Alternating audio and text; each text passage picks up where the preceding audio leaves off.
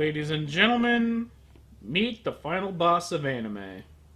It's not that it's the worst anime film ever made, it's that no anime, film, series, OVA, or what have you, has ever come close to matching its bloated self-importance, its wildly overblown visuals, or its legacy as the de facto albatross across the culture's neck.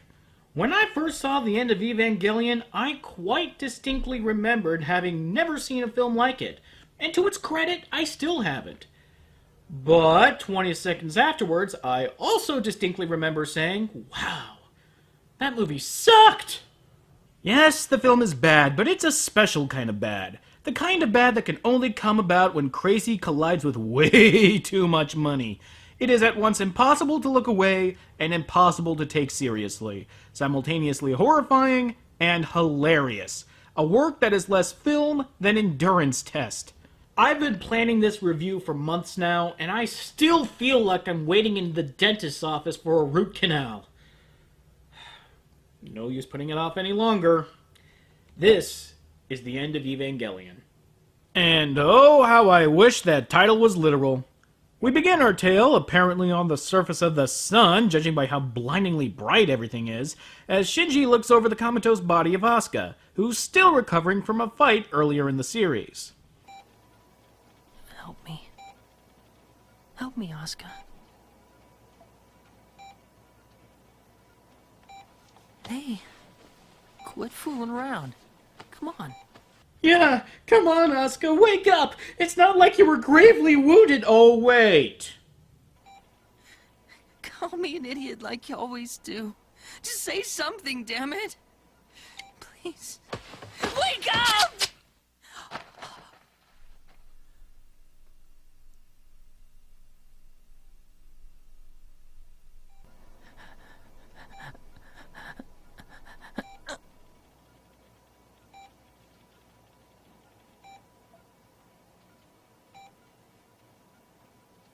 I'm so fucked up. Took the words right out of my mouth, kid. I can't really confirm this, but I think Manga Entertainment turned up the gamma in this scene to obscure the fact that Shinji just jerked off to Asuka's lifeless body. I say this because with every other copy of this film I've seen, the gamma is not nearly this high, which begs the question, if they were so uncomfortable with the scene that they tried to censor it, why include the scene at all? It's not related at all to the plot, it's just an extraneous and wholly contemptible character moment. So just make like Kite and cut it. There's a sort of moral event horizon that unlikely heroes have. They need to have bad qualities in order to be considered an unlikely hero, but if they go too far, then you lose your audience and you're stuck with an unlikable asshole for your protagonist. Whipping up your man-chowder over a comatose girl in a hospital bed is not the mark of an unlikely hero. That's the mark of a repressed douchebag. It seems that the lack of any remaining imminent threat has the men and women of NERV on edge. Making matters worse is that Seele, their presiding overseers, and fuck me sideways if I can concisely explain what the fuck they do and why, are beginning to talk of ending everything and initiating what they call the final step in human evolution, instrumentality. Humanity must evolve and shape this brave new world. That was why we created the EVA series. We need not cast aside our human form to use Evangelion as our own private arc. It's merely part of the process to free us all for rebirth. The fate of destruction is also the joy of rebirth. Through the sacrament of death, God, humanity, and all living beings will be united and reborn as one.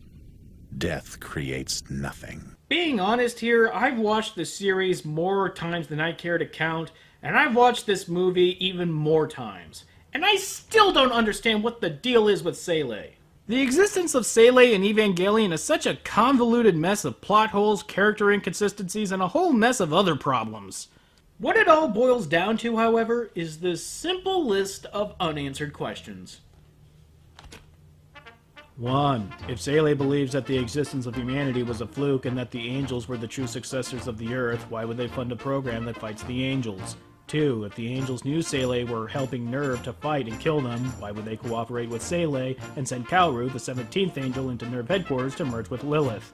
3. If all that had to be done was for Kalru to merge with Lilith, why did it take so long for this plan to be enacted? 4. If they knew this plan was going to fail because the prophetic writings of the Dead Sea Scrolls didn't foretell any of this, why did they go through with it anyway and risk showing their hand to Nerve? 5. If the alleged leader of Seele, Keel Lorenz, knew about Gendo Ikari's treachery before— Wait, where are you going? I got like 2,643 more bitchy questions to ask.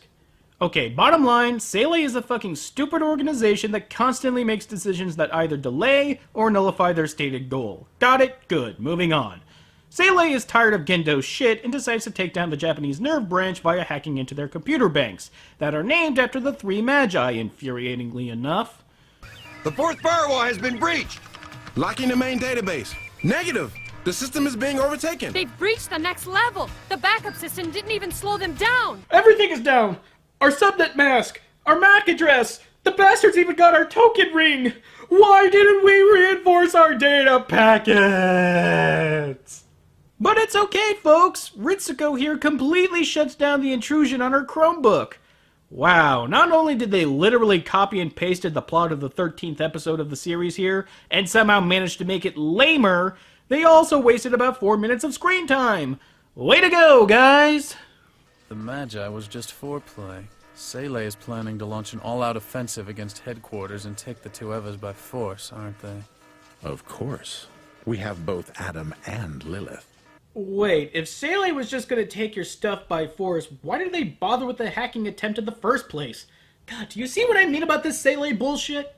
And lo and behold, they do just that. Seele launches an all-out offensive on Nerve, and it seems that there's little that they can do to stem the tide. The number 3 underground barricade has been destroyed.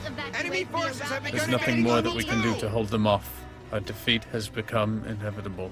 Hey man, keep your cool. The last thing we need is for you to lose your composure. God fucking damn it, this voice acting sucks.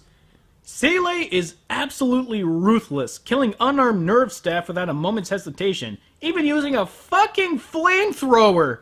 Why the fuck would ground soldiers fighting inside a complex bother to carry around a fucking flamethrower? What do you think this is, Nam? Sorry. What the fuck does anything have to do with Vietnam? The main bypass is under fire. Seal off levels 1 through 3. Order a full retreat. Release Bakelite infusion in all passages through Section 803. Right. Commencing Bakelite release in Section 703. You assholes! Bakelite! Bakelite! It's pronounced Bakelite. And while I'm at it, it's pronounced Zila. Zila is German for soul, and the Germans don't pronounce it Seele. God damn it, Evangelion pisses me off! Masato orders the three children into their respective Eva units, and while they manage to get Asuka inside hers, Rei seems to be missing and Shinji is cowering in a corner, and at least this time for good reason. We've located the third child. Commencing termination. Sorry, kid. Nothing personal.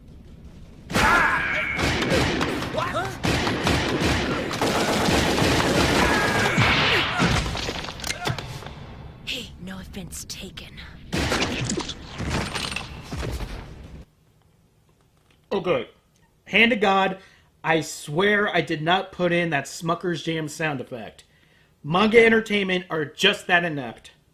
Of course, Shinji, being the selfish, whiny brat that he is, decides to play the limp doll and refuses to commit. And as much as I appreciate Masato verbally slapping the shit out of Shinji... Giving up halfway is worse than never trying at all.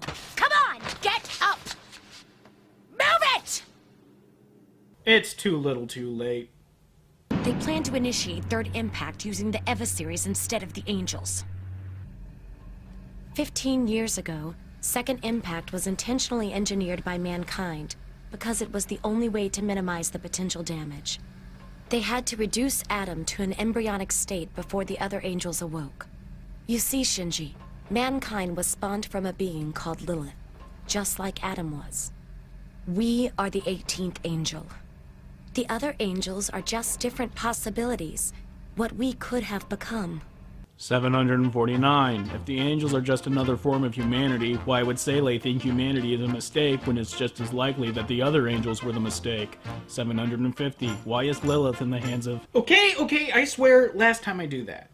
Asuka, meanwhile, seems to have had enough and realizes, or hallucinates, that her mother has been with her in her Eva unit all along, and pulls herself and the unit out of the lake to fight the invading forces of Seele. Mama, now I understand!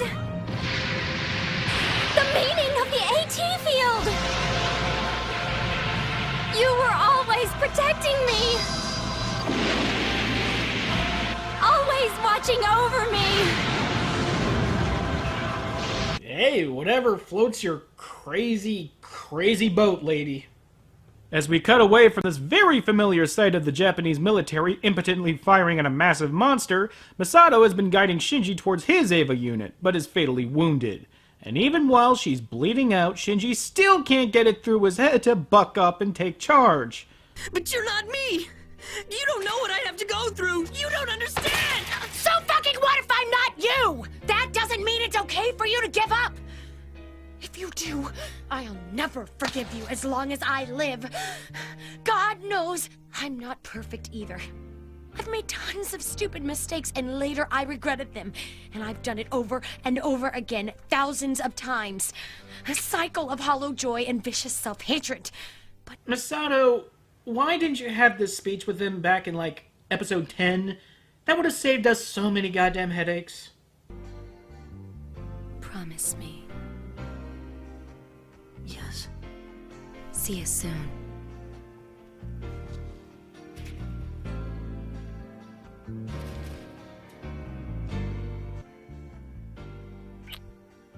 That was a grown-up kiss. We'll do the rest when you get back, okay? Nice. Nice. Well, maybe not nice after all, as Masato keels over as she sends Shinji on his way. Meanwhile, Asuka is still trying to wipe out the Seele forces, including their own line of Eva units.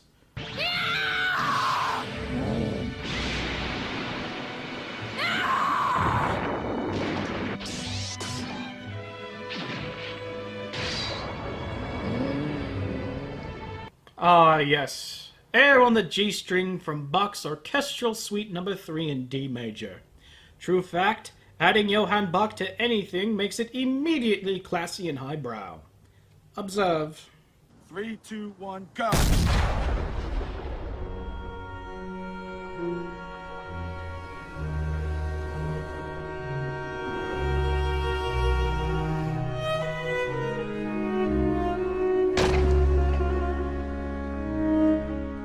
Truly the utter height of sophistication.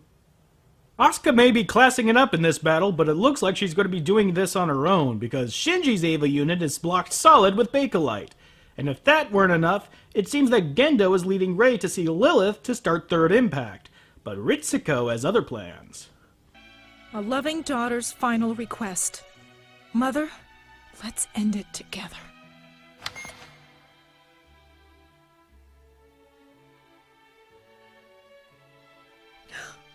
It's not working. Why?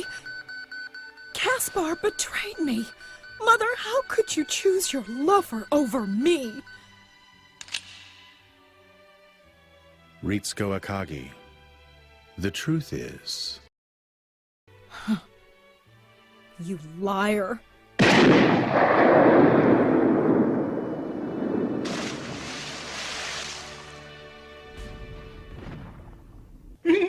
How much do you hate me right now?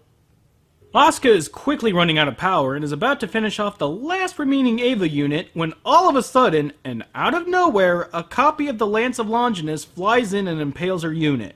Which is pretty unbelievable because no one was around to throw it. Every Eva unit was incapacitated. Who threw that fucking lance?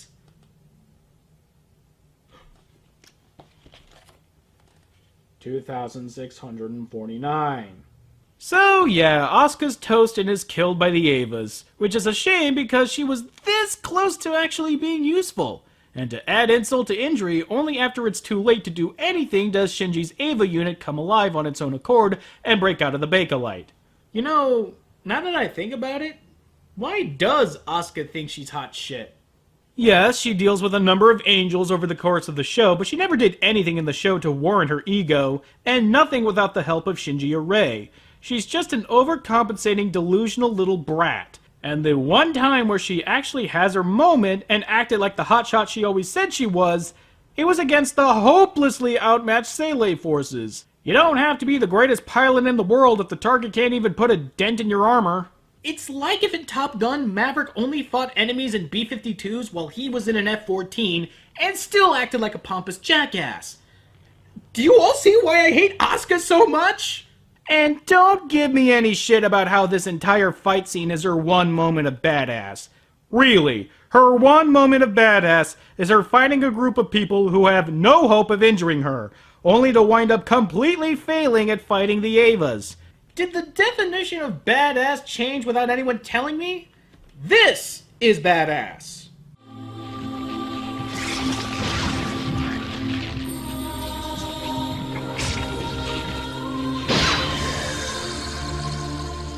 This is badass. Well, I guess you're out of luck, aren't you? Your little cart's gonna drown. Now, aren't you sorry you didn't let me pass through your golf course? Hey, golf. Yeah. And now you're gonna die wearing that stupid little hat. Even this is badass. Some people think they can outsmart me. Maybe. Maybe. I've yet to meet one that can outsmart Bullet. This? This is weak sauce. Call me Morpheus, because I'm force-feeding you the blue pill and pulling you out of the Matrix. Asuka is nothing but a whiny, simpering little bitch. Yeah, Asuka is the original Rainbow Dash. What? Evangelion Unit 1! The devil himself!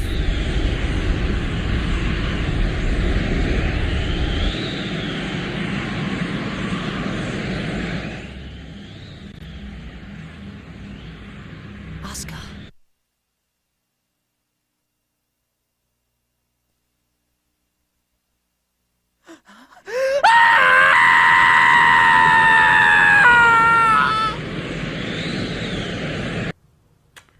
Did I mention this movie was horrifying? And speaking of horrifying... We're running out of time. Your AT field won't hold its shape for much longer. Let us begin, Ray. Release your AT field, the barrier of your mind. Discard this unnecessary physical shape. Merge all souls into one.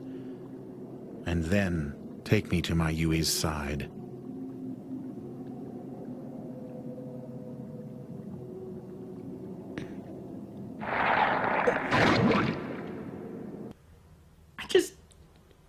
What do you say to that?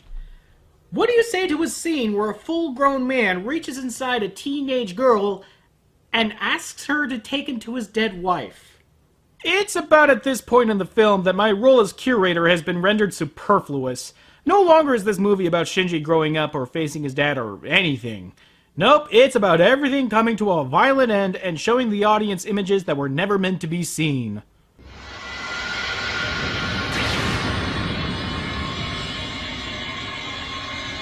The Ava series has unleashed their S2 engines. Dimensional values are inverting. All readings negative. Numerical expression is impossible. Sweet Jesus, it's an anti-AT field. Ah, yes, the tree of the Sephiroth, a classic symbol of Jewish mysticism. Coming from Kabbalah, literally the receiving in Hebrew, it was first put down by Isaac Luria in the 16th century. Wait. Owen Citizen? Yes? Are you actually trying to expound on the end of Evangelion? Why, yes, I am, but the question is, why are you not expounding on the end of Evangelion? Because I don't like pissing up ropes. Come again? Listen, I am fully aware of the religious imagery and symbolism at play here, and more importantly, how the film seems to be in love with Judeo-Christian iconography. The holy stigmata, the crucifixes, the Greek cross, I get it. I sincerely get it. So why are you brushing all of that aside?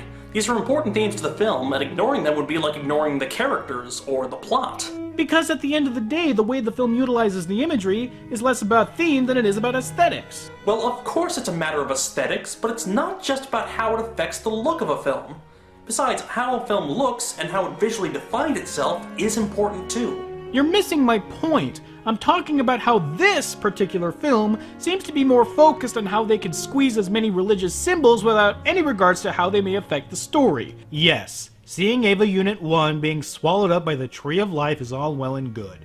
But this is less about what the Tree of Life means than it is about seeing the tree itself. And I'm not even going to touch on how overboard it goes in some of the later scenes. Just because you can open up a theology textbook and put whatever cool pictures you saw inside there in your film doesn't mean it warrants anything other than a meh, I'm sorry. Why are you apologizing? I agree with you. Wait, what? I agree that using imagery and symbolism should be about more than affecting the look of the film. I don't agree with your assessment. I do agree with your sentiment. So, what the hell are we arguing about? I don't know. Huh.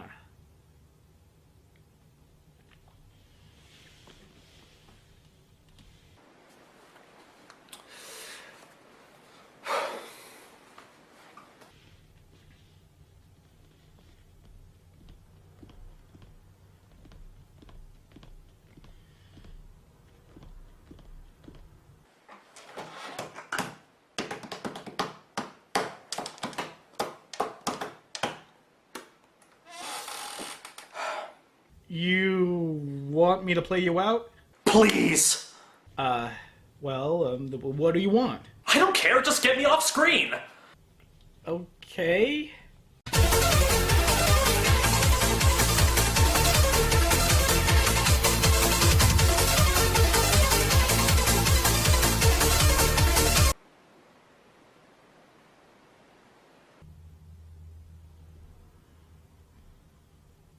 Is this 2005, Sage? I was desperate!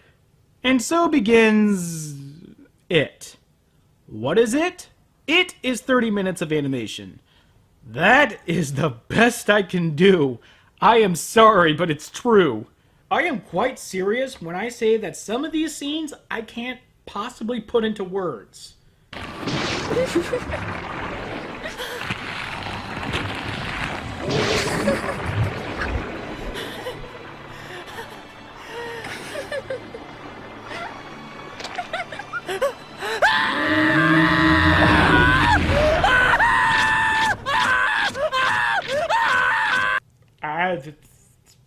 Good luck with that one, assholes. The fruit of life is held by the angels. The fruit of wisdom is held by man.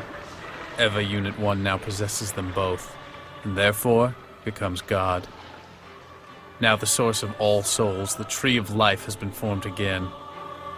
Will it be an ark to save mankind from the vacuum of third impact? Or is it a demon that will destroy us all? The fate of mankind now lies in Shinji's hands. We're fucked. We're fucked. We're fucked. We're fucked. We're fucked. We're fucked. We're fucked. We're fucked. We're fucked. We're fucked. We're fucked. Oh yes, we're very fucked. Oh yes, we're very fucked. Oh yes, we're very fucked. And then the movie backs right into navel-gazing territory, and I don't care. I fucking don't care about Shinji talking in circles, or any of these montages of characters talking obliquely about how much Shinji sucks. If I can't have you all to myself, then I don't want anything from you. Then why don't you try just being nice to me? We are nice to you. Liars! You're just hiding behind those smiles, but you intentionally keep things ambiguous! Because the truth causes everything. No! Enough! Enough! God, what the fuck am I doing? And what the fuck are you doing? Why did you click on this video? I mean, what did you honestly expect to see? You knew that Evangelion sucks! I mean, did you honestly think I would say something that hasn't been said 1,000 times over by now? Shinji's annoying! Big fucking news! All I'm doing is wasting your time and my time and my life.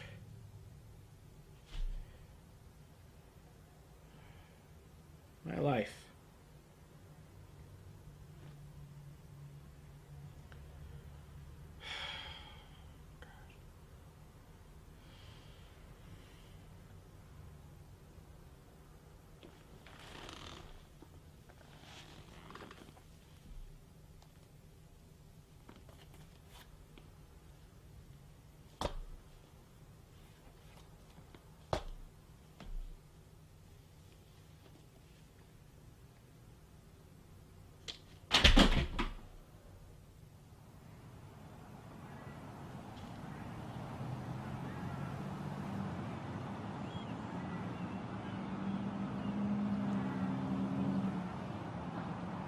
Every now and then, I think about what would have happened if I played baseball as a kid. I played basketball and soccer, but I wanted to play ball. My dad signed me up at the local Boys and Girls Club for a t-ball team one time, but it wasn't the same. He just wouldn't have me playing Little League, always going on about my older brother when he was my age and how his Little League coach was a raging prick. He said that I would have to try out for the team, and he didn't believe that kids should have to try out for a team, so I never played. I think he was trying to protect me from the disappointment of being not good enough or something. I remember hating him for a long time, making me play sports that I didn't want and keeping me from the one sport I liked.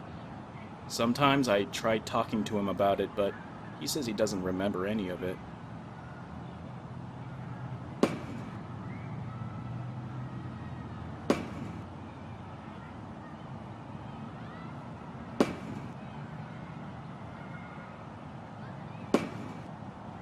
Maybe nothing would have come from me playing.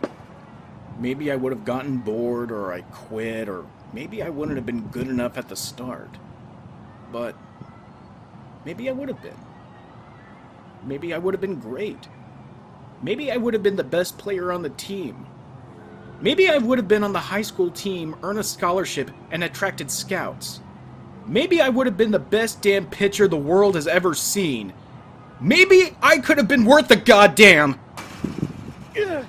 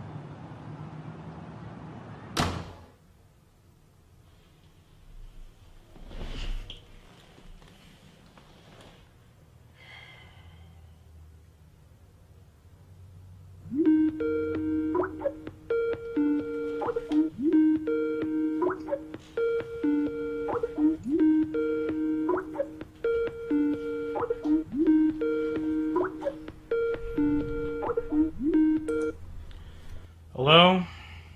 Hey man, how's it going? Oh, Brett, yeah. I'm doing alright, I guess. You guess. Yeah, I guess. Alright, do you need me to pry it out of you? I mean, dude, if you got something wrong, just say it. You ever wonder what you could have done in the past to change your life? Well, sometimes I wish I hadn't been so loyal to ADV, but that's ancient news. I mean, well, why are you asking? I guess I'm just doubting what I'm doing now. You tried to review Ava, didn't you? How did you know?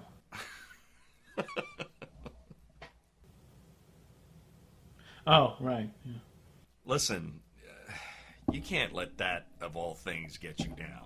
It's not Evangelion specifically. It's just what it represents. Everyone expects me to say something about it, and all I'm doing is just parroting what everyone else with half a brainstem has been saying since, like, the late 90s. So, what good am I then? Man, you're the only one that can answer that question. Who gives a shit if I think I'm worth a damn? Because that's your job, asshole. You're supposed to make them give a shit. So what if you're just saying what everybody else is saying? Who cares? I mean, it's still your words and your opinions. Just make them yours. I mean, use them to challenge or reinforce, tear down, whatever you want to do. But don't just sit there with your thumb up your ass complaining about shit you can't control. Well, look, why did you start reviewing anime? Because I had something to say. Okay, and what is it? That I love old anime. And I want to share it. Okay, well, why do you love it? It's the art, It's the purity of the design, the breadth of stories told. I mean, when I first saw it, it was unlike anything I've ever seen before. And it's a part of my life that I can share with others. The good and the bad. Okay, well, that's like a lot to say right there. You have a lot to say. Yeah. I do. Thanks, Brett. Whatever. Look, I gotta go because EK's here and I gotta make dinner, so. Ah, right. Thanks again, man. Bye.